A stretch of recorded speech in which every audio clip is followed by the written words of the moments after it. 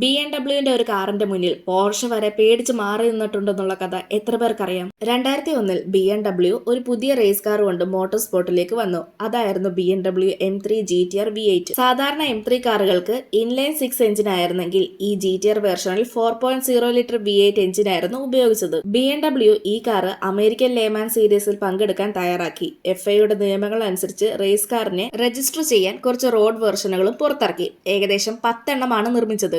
BMW M3 GTR V8 raise ട്രാക്കിൽ അതിന്റെ പെർഫോമൻസും കൊണ്ട് എല്ലാവരും ആശ്ചര്യപ്പെടുത്തി. പ്രത്യേകിച്ച് പോർഷയുടെ 911 GT3 RSR അന്നത്തെ GT ക്ലാസ്സിൽ പല വർഷങ്ങളായി വിജയിച്ചുകൊണ്ടിരിക്കുന്ന കാറായിരുന്നു. എന്നാൽ BMW M3 GTR V8 വന്നതോടെ പോർഷയുടെ ആധിപത്യം തകർന്നു. പിന്നീട് 2001 അമേരിക്കൻ ലേമാൻ സീരീസിലെ പല റേസുകളിലും ഈ കാർ വിജയിച്ചു വന്നു. ഇതിന്റെ സ്പീഡ്, ഹാൻഡ്ലിംഗ്, റിലയബിലിറ്റി എല്ലാം കൊണ്ടും പോർഷയെയും മറ്റ് മത്സരാർത്ഥികളെയും പിന്നിലാക്കി. കുറച്ചു നാളുകൾക്ക് ശേഷം പോർഷയും മറ്റ് പ്രതിനിധികളും FIAക്ക് കംപ്ലൈന്റ് നൽകി. അതിന്റെ അടിസ്ഥാനത്തിൽ FIA അടുത്ത സീസണിലേക്കുള്ള നിയമങ്ങൾ മാറ്റി. പുതിയ നിയമങ്ങൾ പ്രകാരം BMWക്ക് റേസിൽ പങ്കെടുക്കാനാകില്ലെന്ന് തീരുമാനമായി. അതോടെ BMW M3 GTR V8 raise ഹിസ്റ്ററിയിൽ നിന്ന് മാറി നിൽക്കേണ്ടി വന്നു. ഇന്ന് BMWന്റെ ഈ കാർ ഒരു റെയർ കാർ ആയിക്കൊണ്ട് മോട്ടോർ സ്പോർട്സ് ഹിസ്റ്ററിയെ ഓർമ്മപ്പെടുത്തുന്നു. നിങ്ങൾക്ക് M3 സീരീസിലെ ഏറ്റവും ഇഷ്ടമുള്ള കാർ ഏതാണെന്ന് കമന്റ് ചെയ്യ്. ഇതുപോലെയുള്ള കൂടുതൽ വീഡിയോസ് കാണാനായി ചാനൽ സബ്സ്ക്രൈബ് ചെയ്യാനും ഇൻസ്റ്റഗ്രാമിൽ ഫോളോ ചെയ്യാനും മറക്കല്ലേ.